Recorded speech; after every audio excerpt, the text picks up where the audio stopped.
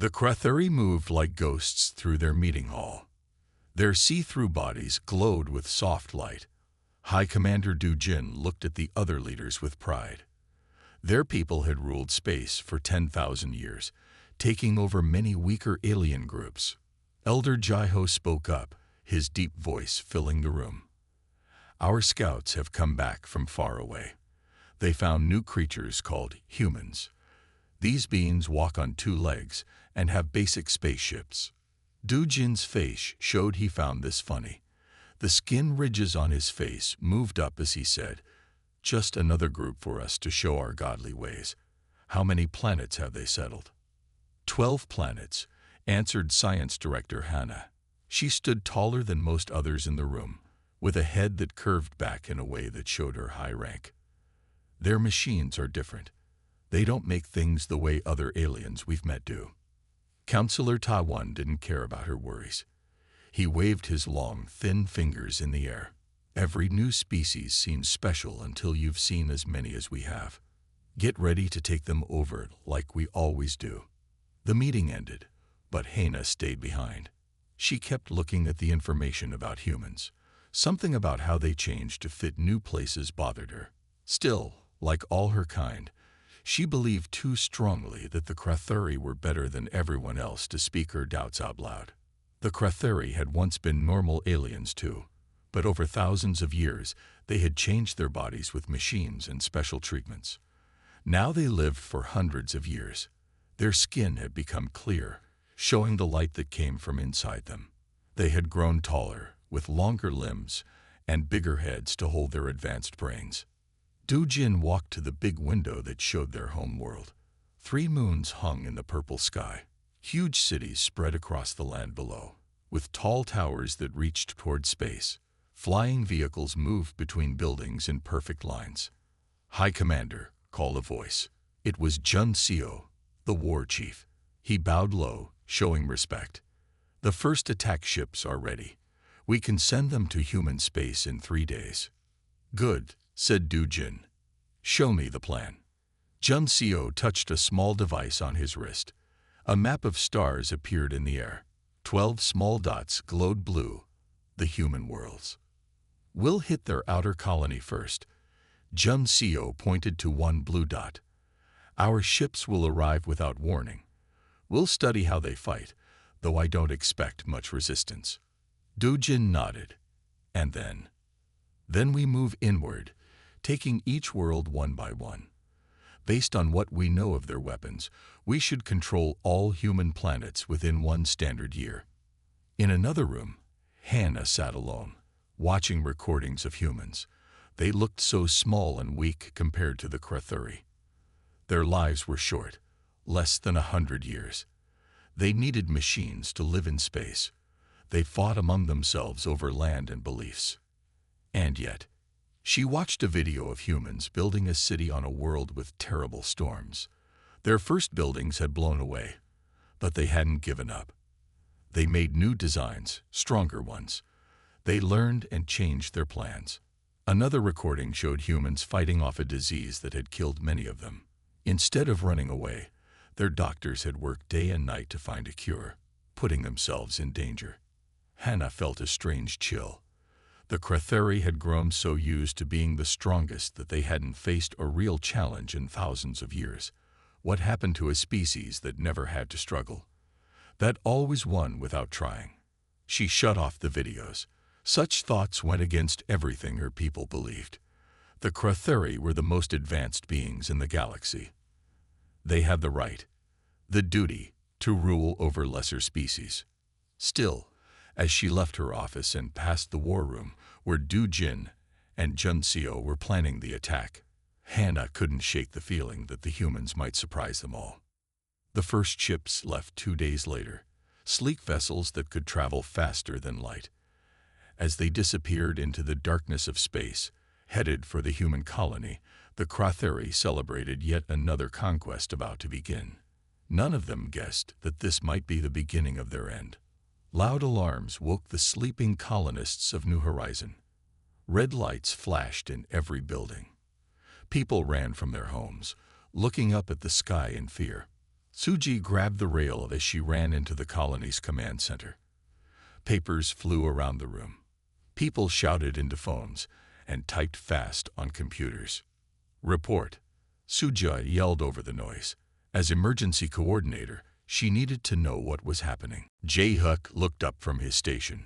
His face was pale in the red warning lights. 3 big ships just appeared in our sky.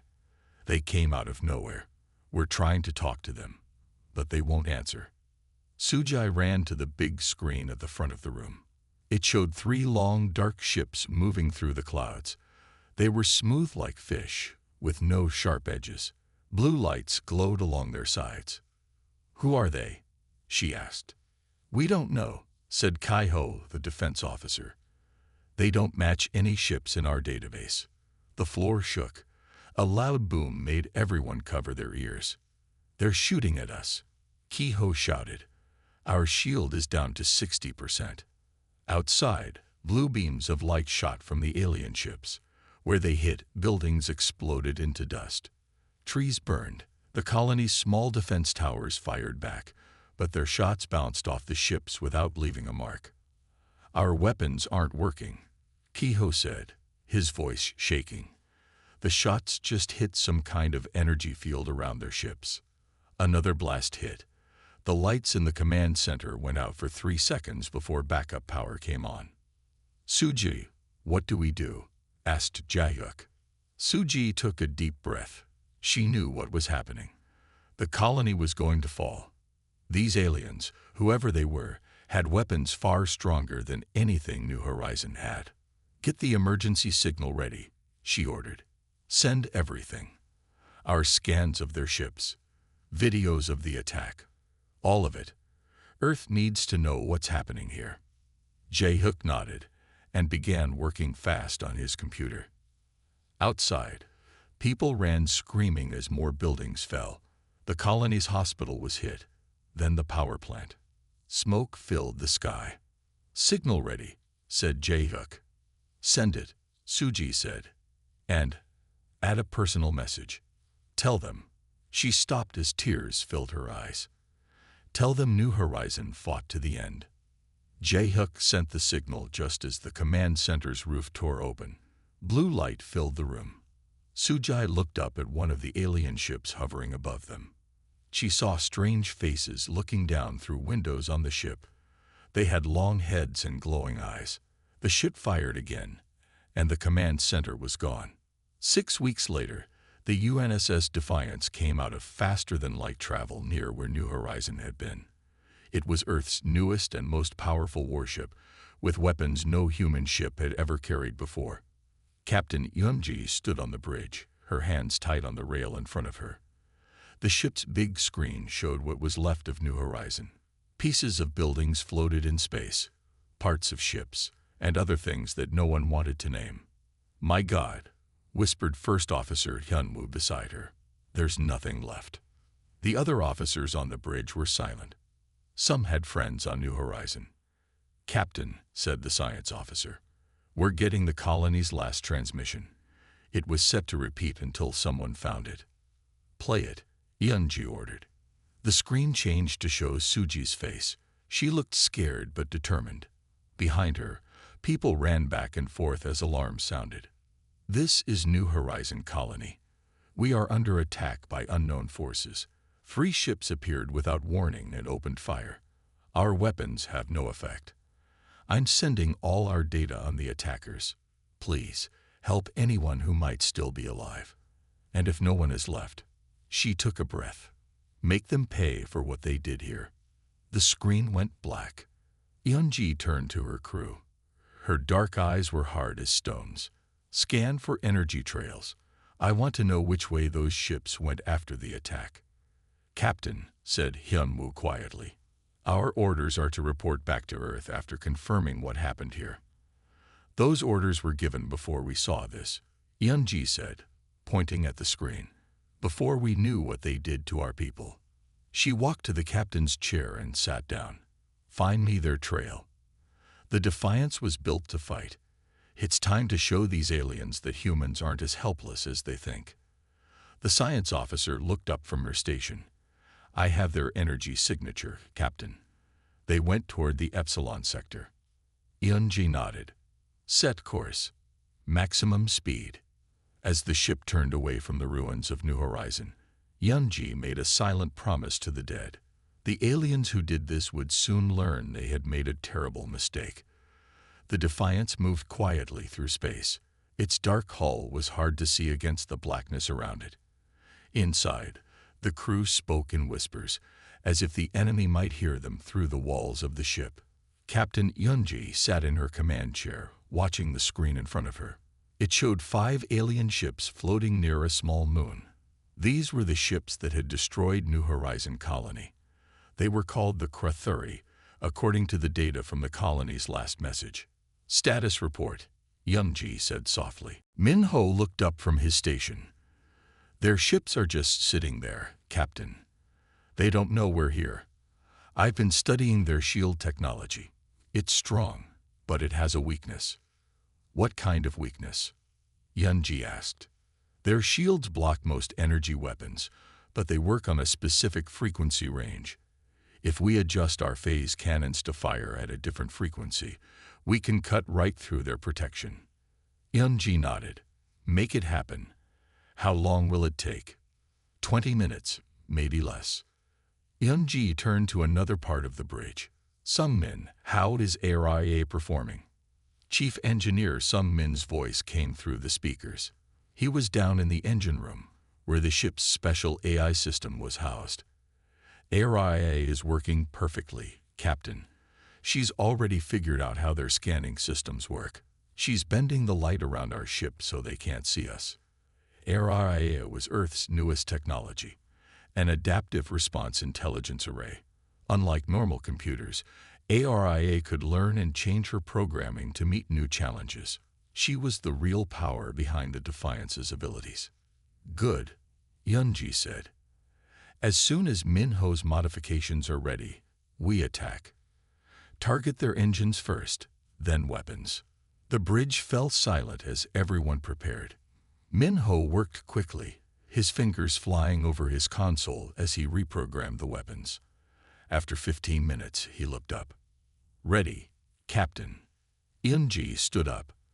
ARIA, are they still unaware of our presence? A calm female voice answered from the speakers. Yes, Captain.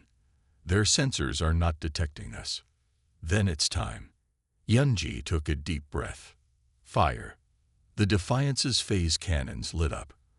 Red beams shot across space and hit 3 of the Krathuri ships. The beams cut through their shields like they weren't even there. One ship exploded immediately. Another spun out of control, venting air into space. The third lost its engines but remained intact. On the largest Krathuri ship, Commander Yubin stared at his view screen in shock. 3 of his ships were destroyed or damaged in seconds. He had never seen anything like it. What happened? He demanded. How did they get past our shields? A Krathuri officer looked up from his station, his face pale. Unknown, Commander. Our sensors didn't detect any ship until they fired. Find them, Yubin shouted. The sensors finally showed the human ship. It was smaller than the Krathuri vessels, but sleek and fast-looking. Impossible, Yubin said in a low voice. Humans are primitives. How can they have this technology? A signal came in from the human ship. Yubin waved his hand, and a human face appeared on his screen. It was a woman with dark eyes and short black hair. She wore a uniform with silver stars on the shoulders. This is Captain Yunji of the UNSS Defiance, she said. Her voice was hard and cold. You attacked our colony without warning or reason. Surrender your ships now, or we will continue our attack. Yubin felt rage build inside him. His facial ridges rose up, showing his anger. For 10,000 years, the Krathuri had never surrendered to anyone. They were the masters of space, the enlightened ones who guided lesser species. We are the Krathuri, he said proudly. We do not surrender to lesser beings. He cut the connection before the human could respond. Then he turned to his weapons officer. Target that ship with everything we have. Destroy it. The two remaining Cretheri ships turned toward the Defiance, their weapons charged, glowing with blue energy. On the Defiance, Yunji watched calmly. They've made their choice. Area. Tactical assessment. The AI's voice was cool and even. They are preparing to fire all weapons, Captain. Their targeting systems are primitive compared to ours. I can predict where they will aim. Evasive pattern Delta, Yunji ordered. Minho, target their weapon systems next. The Defiance moved suddenly, shooting forward, and then up at an angle no normal ship could manage. The Cretheri weapons fired, but hit empty space. Before they could aim again, the Defiance had circled behind them and fired its phase cannons again. Blue explosions bloomed on the sides of the Cretheri ships as their weapon systems were destroyed. They were now helpless, floating in space with no way to fight back. Open a channel again, Yunji said. Yubin's angry face appeared on the screen. Behind him, smoke filled his bridge. This is your last chance, Yunji said. Surrender now. Yubin stared at her in disbelief. How had one human ship defeated his squadron? It made no sense. But he had no choice now. We surrender, he said, the words bitter in his mouth. Yunji nodded. Smart decision. Now you're going to tell me everything about your people and why you attacked our colony. As Yunji began her questioning, she didn't know that this small victory was just the beginning. The real war with the Cretheri was about to start. High Priest Wu Jin walked slowly through the great temple on the Cretheri homeworld. The huge room was lit by blue lights that came from the walls. Stone statues of past leaders looked down at him as he passed. Wu Jin was worried. Bad news had come from far away in space. A human ship had beaten their forces. It made no sense. The Cretheri were the most powerful beings in the galaxy. They had ruled for 10,000 years. How could one small ship from a young race defeat them? A young technician named Deho ran into the temple. This was unusual. No one ran in the sacred place. High Priest, Deho called. I bring urgent news. Wu Jin turned, his face showing his anger at this lack of respect. What is so important that you forget proper behavior in the temple? Deho bowed low. I am sorry, High Priest, but the human ship has broken into our computer networks. They are reading our secret files. Wu Jin's anger turned to fear. How is this possible? Our networks are protected by the best security in the galaxy. We don't know, said Deho. The human ship has some kind of advanced artificial intelligence. It found a way through our defenses. On the Defiance, Jin A worked fast at her computer station. Sweat ran down her face as her fingers moved over the keys. The Cretheri language was strange, but ARIA was helping her translate it. Captain, Jin A called out. I found something important in their files. Captain Yunji walked over to Jin A's station. What is it? The Cretheri are planning to destroy all humans. Jin A said. They call us a genetic aberration, a mistake of nature. They think we're dangerous to their religious beliefs. What beliefs? Yunji asked. They think they're gods, Jin A explained. They believe they evolved to become perfect beings, and that it's their job to guide lesser species. But humans scare them because we're evolving quickly in a different way. Yunji's face grew dark with anger. Send all this information to Earth right away. They need to know what we're facing. Jin A nodded and began sending the data. On the Cretheri homeworld, alarms sounded in the High Council chamber. The leaders gathered quickly. Du Jin, the High Commander, looked at the reports with growing rage. The human ship has stolen our most secret plans, he said. They know everything. We must destroy them before they can tell their world, said Elder Jiao. Du Jin nodded. I have ordered the Grand Armada to attack. 50 of our best warships are moving to surround the human vessel right now. On the bridge of the Defiance, Minho looked up from his scanner. Captain, we have multiple ships coming out of faster-than-light travel all around us. I count 50 vessels. No, 52 now. The view screen showed huge Cratheri ships appearing in space around them. They were at least 10 times bigger than the Defiance. Hyunwoo, the first officer, looked worried. "Captain, there's no way we can fight that many ships." But Yeonji wasn't afraid. She actually smiled. "Aria, are you seeing this?" The ship's answered, "Yes, Captain. I am analyzing their formation and weapons now." "What do you think?" Yeonji asked. "Can we use combat pattern Omega?" There was a short pause. Then Aria said, "Yes, Captain. Their ships are powerful but slow to turn. If we move fast enough, we can make them fire at each other." Yeonji nodded. "Then let's do it. Minho, power up all engines. Some Min, I need everything you can give us for speed." "The engines are ready, Captain." Some Min's voice came from engineering. "Aria and I have made some improvements. We're 30% faster than before." "Good," said Yeonji. She sat in her captain's chair and fastened her safety belt. "All crew, prepare for extreme maneuvers. Aria, begin combat pattern Omega." The Defiance's engines lit up bright blue. Then the ship shot forward at incredible speed. It headed straight toward one of the biggest Cratheri ships. "They're firing," shouted Minho. The Cratheri ship sent out a beam of energy, but the Defiance turned at the last second. The beam missed and hit another Cratheri ship instead. That ship's shields failed, and part of its side exploded. The Defiance spun and dove between two more enemy ships. Both fired, missed the fast-moving human ship, and hit each other. Aria's voice was calm as she directed the ship's movements. "Turn right 30 degrees. Now dive. Sharp left." The Defiance danced through space like no ship had ever moved before. The Cratheri vessels were big and powerful, but they were designed to fight enemies that stayed at a distance and exchanged fire. They couldn't handle a small ship that got in close and moved unpredictably. 3 enemy ships destroyed, reported Minho. 5 more heavily damaged. On his flagship, Du-jin watched in shock as his grand fleet fell into chaos. The human ship was too fast. His gunners couldn't hit it, and now his own ships were hitting each other. "What kind of technology do these humans have?" he asked, not really expecting an answer. The battle continued for an hour. The Defiance took some hits, but its shields held.